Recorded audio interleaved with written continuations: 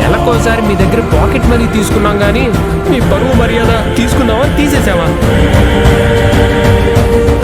లేదే.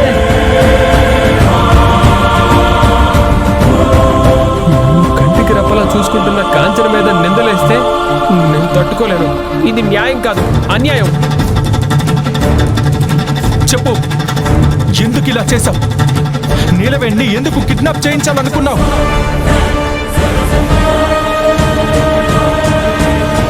నీలవేణి board member కాకపోతే నీకు వచ్చే లాభం ఏంటి? తను బోర్డు మెంబర్ అయితే నీకొచ్చే నష్టం ఏంటి? ఎందుకు తనంటే నీకంత కోపం? ఆస్తి అంతస్తులు లేని వాళ్ళు మనుషులు కారా? నీలవేణ్ణి కిడ్నాప్ చేసి రౌడీలు ప్రాణాలు తీసుంటే దానికి బాధ్యులెవరు? తనని కిడ్నాప్ చేసి కన్న కూతురు మీద నేరం మోపాలని చూశాను. ఇలాంటి దాన్ని ఇంకా నిలదీయటం వల్ల లాభం పెడతారా? నిన్ను క్షమించకూడదు. నా కొడుకు నిన్ను అమ్మ అనకూడదు, రాక్షసి అనాలి.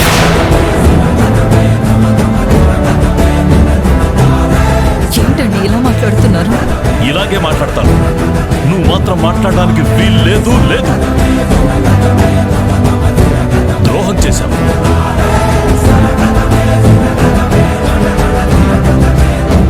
నీలవేణి ఇంటి పరువు మర్యాదలో కాపాడాలనుకున్నా సరే, నువ్వు మాత్రం తన ప్రాణాలు తేలిగ్గా తీయాలనుకున్నావు.